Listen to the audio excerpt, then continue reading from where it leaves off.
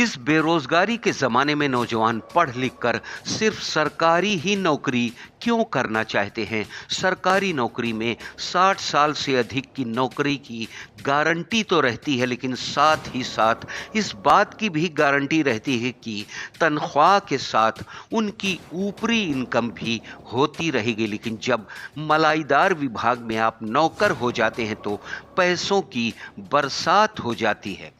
लेकिन ऐसा नहीं है हर कोई सरकारी मुलाजिम भ्रष्ट ही हो। भ्रष्टाचार के उदाहरण के रूप में अगर कोई कर्मचारी की बात बतानी हो तो ये कर्मचारी है मध्य प्रदेश के भोपाल के आरटीओ के पूर्व कांस्टेबल की कहानी, जिसने सिर्फ कांस्टेबल ही रहते ही अरबों की जायदाद बना डाली, जिसका अब जाकर खुलासा हुआ है। तो आपको पूरा मामला विस्तार से बताते हैं।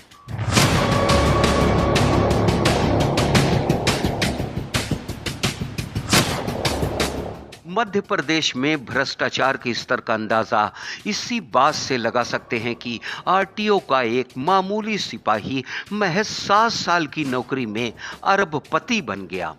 नौकरी छोड़ने के 1 साल बाद उसके ठिकानों पर की छापेमारी हुई तो पैरों तले जमीन निकल गई। ये मामूली सिपाही अरबों की संपत्ति का मालिक है। भोपाल के सबसे पॉश एरिया अरेरा कॉलोनी में इसकी कोठी है। साथ ही करोड़ों रुपए की सोने चांदी भी मिली है।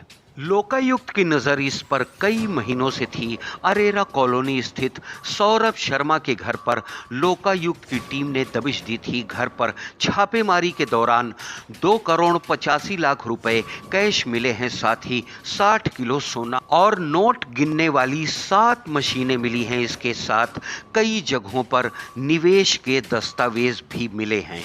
इसकी जांच चल रही है। देर रात इस मामले में आयकर विभाग की एंट्री हो गई है। आयकर विभाग को भोपाल से सटे मेंडोरी जंगल में एक लावारिस गाड़ी पड़ी मिली।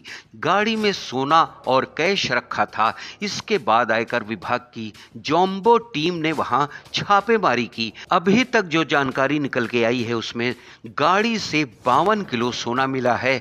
साथ ही 10 करोड़ रुपए कैश मिले हैं। इसका लिंक पूर्व सिपाही सौरभ शर्मा और उसके पार्टनर चंदन सिंह गौर से जुड़ा हुआ है।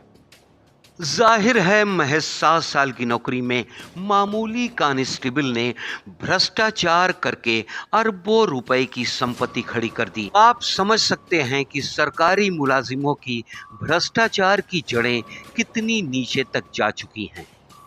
Bureau report, the leader Hindi.